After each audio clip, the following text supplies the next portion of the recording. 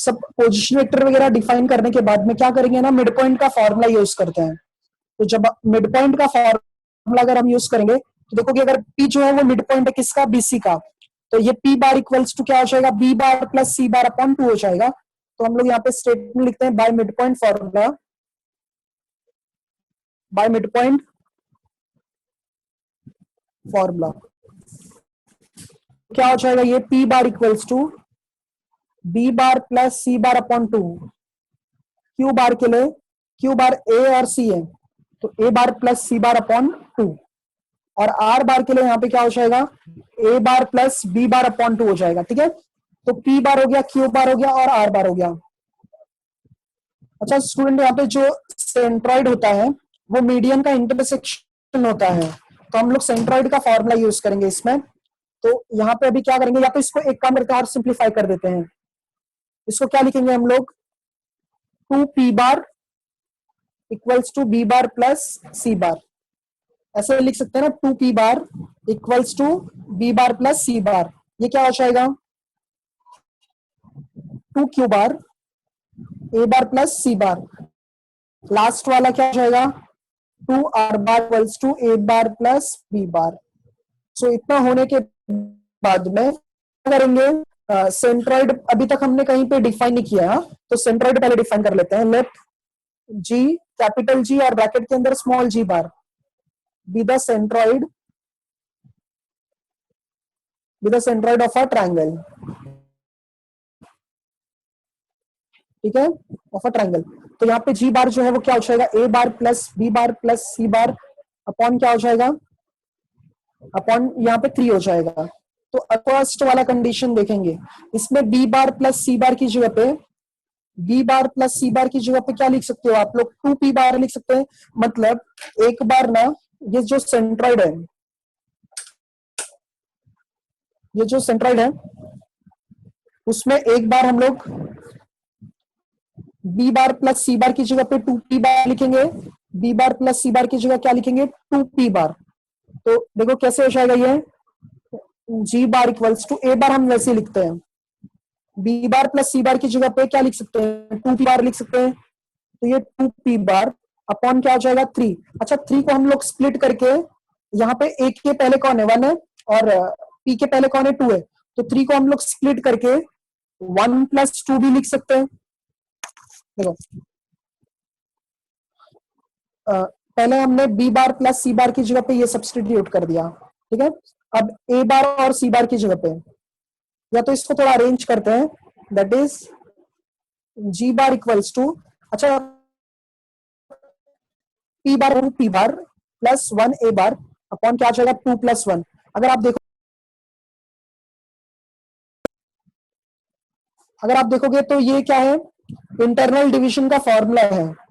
ये देख रहे हो, जी जो है, जी जो है ए और पी को डिवाइड कर रहा है। देखो ध्यान से, इसमें जी बार इक्वल्स टू क्या है, 2 टाइम्स ऑफ पी बार, मतलब 2:1। ये देखो अगर मैंने ऐसे लिख दिया तो जी बार इक्वल्स टू क्या हो जाएगा, 2 times of P bar 1 times of A bar. तो जी क्या है, एपी को डिवाइड कर रहा है, कैसे, इंटरनली, कौन से रेशियो में, 2:1 रेशियो में। तो यहाँ पे हम लोग लिखेंगे therefore point G divides AP internally, internally in the ratio 2:1, in the ratio 2:1। अच्छा तो ये तो हमने किसके लिए लिखा, फर्स्ट पार्ट के लिए, बी बार प्लस सी बार के लिए। वैसे ही ए बार और सी बार की जगह पे क्या लिख सकते हैं, 2 क्यू बार लिख सकते हैं। देखो स्टार वाले में, तो फ्रॉम स्टार, फ्रॉम स्टार जी बार हम वैसे ही लिखते हैं, ए बार और सी बार की जगह पे क्या लिख सकते हैं, 2 क्यू बार लिख सकते हैं। ए बार और सी बार की जगह पे 2 क्यू बार, और बी बार वैसे ही रहेगा, अपॉन 3 को क्या लिखेंगे, 2 प्लस 1। अच्छा इसका मतलब क्या होगा, जो जी बार है ना वो बी क्यू को डिवाइड कर रहा है, जी जो है वो बी क्यू को डिवाइड कर रहा है, कौन से रेशियो में, 2:1।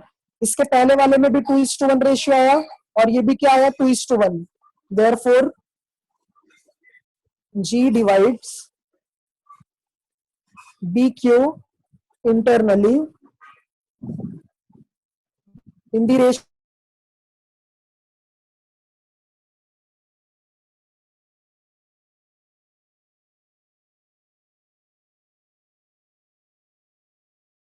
रेशियो टू इस और बी मीडियन है ना, वही सब पॉइंट आ रहा है। फर्स्ट मीडियन एपी है, इसलिए इसमें देखो ए और पी आया, और रीड हमेशा ऐसे करने का है, मतलब पहले ये वाला फिर ये वाला, तो एपी हो गया, फिर नेक्स्ट बी क्यू हो गया, और लास्ट में क्या आ जाएगा, सी आर आ जाएगा। क्या आ जाएगा, सी आर। तो सिमिलरली में आप लोग लिख सकते हो, ये भी 2:1 रेशियो है, ये भी 2:1 रेशियो है, और जो लास्ट वाला है वो भी क्या आएगा, 2:1 ही आएगा। तो हम लोग यहाँ पे क्या करते हैं, जी बार वैसे ही लिखते हैं, जी बार इक्वल्स टू, अब ए बार और बी बार की जगह पे 2 आर बार लिखा है हमने, तो ये क्या हो जाएगा, 2 आर बार प्लस सी बार वैसे रहेगा, और ये 2+1। तो इसका मतलब जी बार किसको डिवाइड कर रहा है, सी आर को। कौन से रेशियो में, 2:1 रेशियो में। देयरफॉर सॉरी, पॉइंट जी जो है वो डिवाइड कर रहा है, point G divides line segment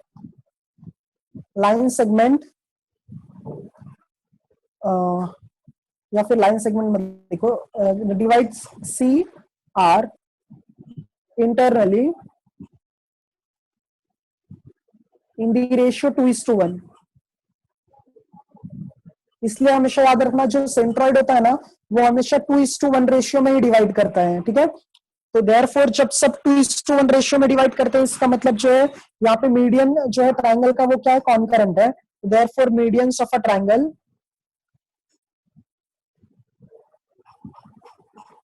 therefore the medians of a triangle are concurrent।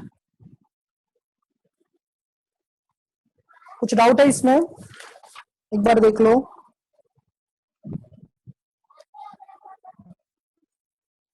Triangle था, फिर मिड पॉइंट हो गया, ट्राइंगल था, फिर मिड पॉइंट है, मिड पॉइंट का फॉर्मूला यूज किया, सेंट्रॉइड का फॉर्मूला यूज करने के बाद में एक एक बार सबका वैल्यू हमने पुट किया है।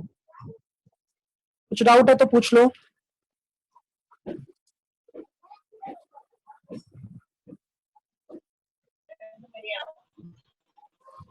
ये समझा अच्छे से?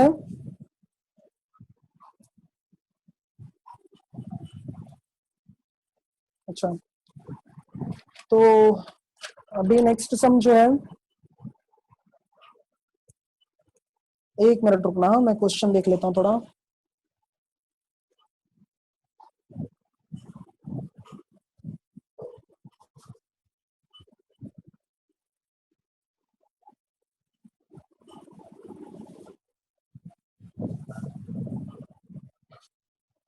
एक मिनट रुकना, मैं टेक्स्ट बुक देख रहा था।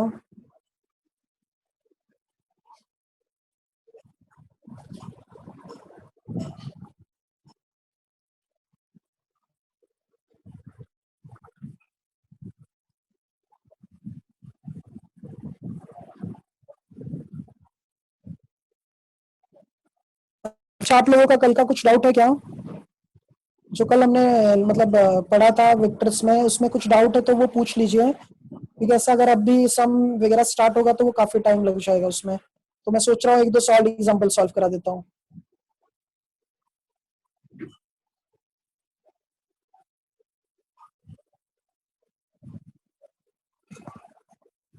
ये जो मैंने अभी सॉल्व कराया ना आप लोगों को, medians of a triangle are concurrent वाला, ये पेज नंबर 155 पे है। हाँ, पेज नंबर 155 एग्जाम्पल 5 में दिया है, ठीक है। और इसके बाद में यहाँ पे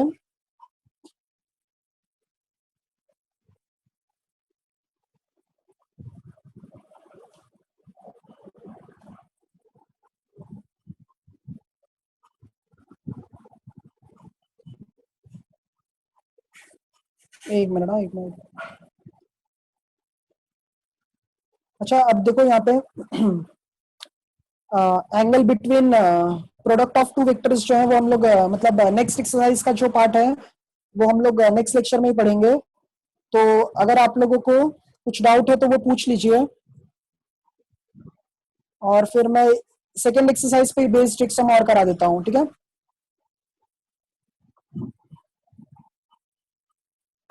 यहाँ पे एक सम है, सॉल्व एग्जाम्पल 9 है। क्योंकि कॉन्सेप्ट वगैरह स्टार्ट करेंगे तो फिर काफी टाइम हो जाएगा उसके लिए.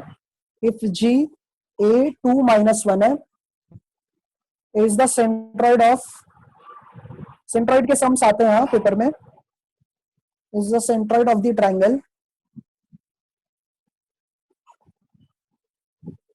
Centroid of the triangle with vertices, with vertices. यहाँ पे P के लिए है 1 2 3,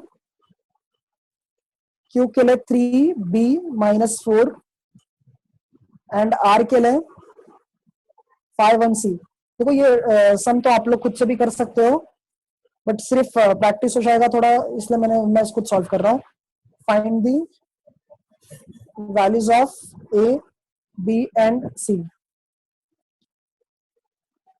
ठीक है, तो यहाँ पे जो G है वो सेंट्रॉइड है, P Q R जो है वो ट्रायंगल के वर्टेक्स है. हमें A, B और C का वैल्यू कैलकुलेट करना है, तो हम पहले सबको डिफाइन कर देते हैं in terms of position vector. तो let G bar, P bar, Q bar, R bar be the position vectors, be the position vector system of G, P, Q and R respectively. तो G बार का जो value होगा वो क्या हो जाएगा, G bar equals to, यहाँ पे A है 2 है -1 है, तो A I cap plus 2J cap minus of K cap, तो ये G बार हो गया. अब P बार के लिए P बार के लिए 1 2 3 है, तो I cap plus 2J cap plus 3K cap. Q बार के लिए 3B-4 है, तो 3I cap plus BJ cap minus of 4K cap. और लास्ट R बार के लिए 5-1C है, 5I cap J cap plus CK cap. तो मैंने आप लोगों को बताया था कि जब भी सेंट्रॉइड वर्ड यूज होता है तो हमें यहाँ पे सेंट्रॉइड का ही फॉर्मूला यूज करना है. ठीक है, तो सेंट्रॉइड का अगर फॉर्मूला यूज करेंगे ट्राइंगल के लिए तो वो क्या था, G bar equals to A bar plus B bar plus C bar upon 3 था. एक मिनट. हाँ, तो G bar equals to by centroid formula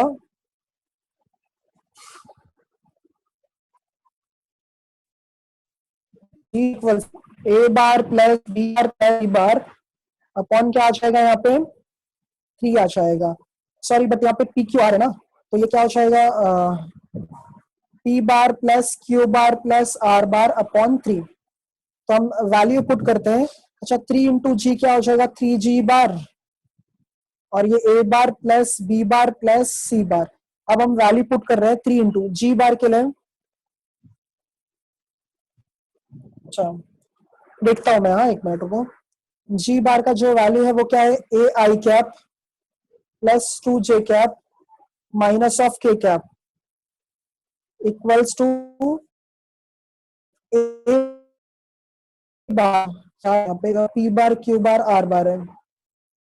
तो P बार के लिए क्या है, 1 और 3. Q बार के लिए 3B-4 है, 3B-4 है. और R बार के लिए 5J और CK कैप है. तो अब क्या करेंगे, लेफ्ट हैंड साइड में पहले ब्रैकेट ओपन कर देते हैं. तो 3 इंटू A क्या हो जाएगा, 3A I कैप. 3 इंटू 2 क्या होगा, 6J कैप. और 3 इंटू माइनस K क्या होगा, minus 3K cap. Right side में I कैप सब साथ में. I कैप यहाँ पे 1 टाइम है, यहाँ पे 5 टाइम है, तो 5 + 1 कितना हो जाएगा, 6. और 6 + 3 कितना होगा, 8. तो 8 I कैप. J कैप के लिए 2 और B है, तो 2 + B हो जाएगा, और यहाँ पे 1 है, तो 2 + 1 कितना हो जाएगा, 3. तो 3 + B J कैप है.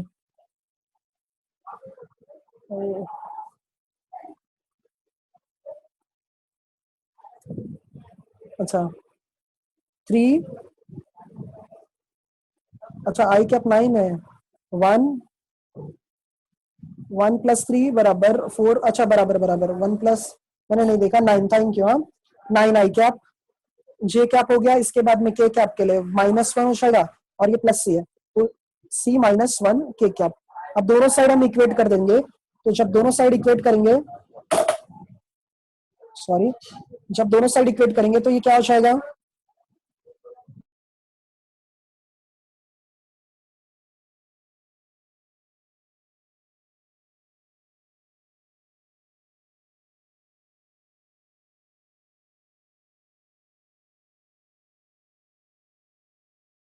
Three plus B equals to 6 होगा।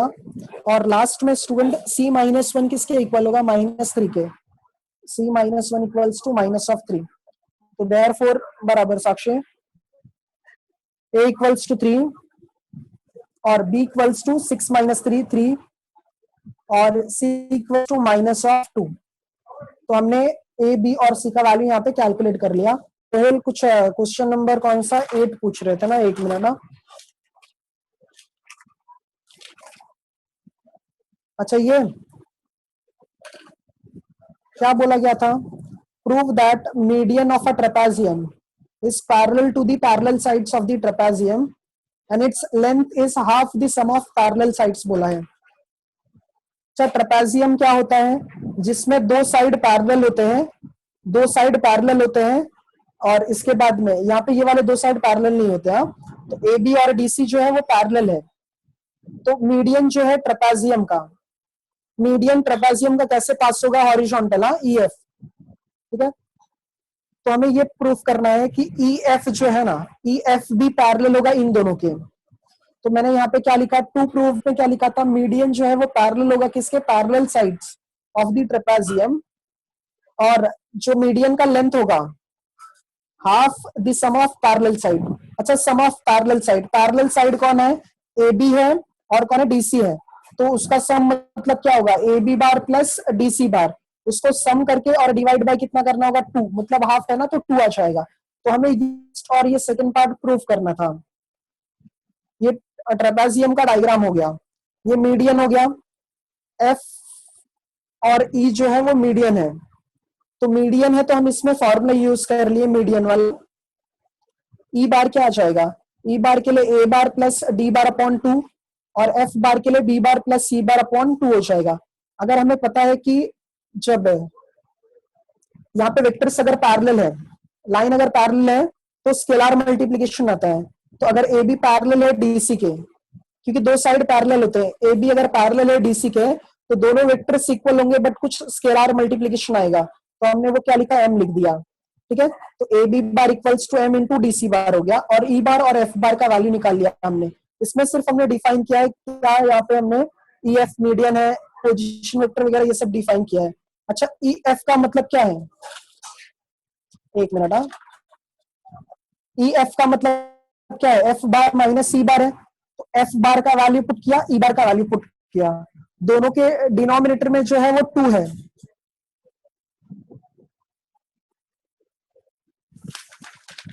एक मिनट,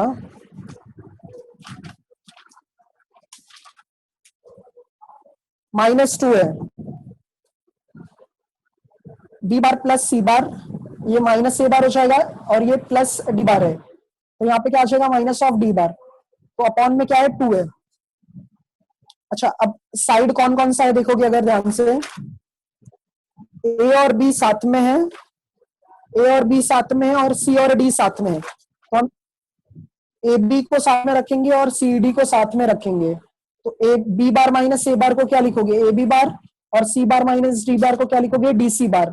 तो दोनों का बेस जो है वो सेम है, तो A B bar plus D C bar upon क्या हो जाएगा, 2। देख रहे, सम ऑफ पैरेलल साइड्स है और डिवाइड बाय 2 है, तो ये मतलब सेकंड पार्ट हो गया।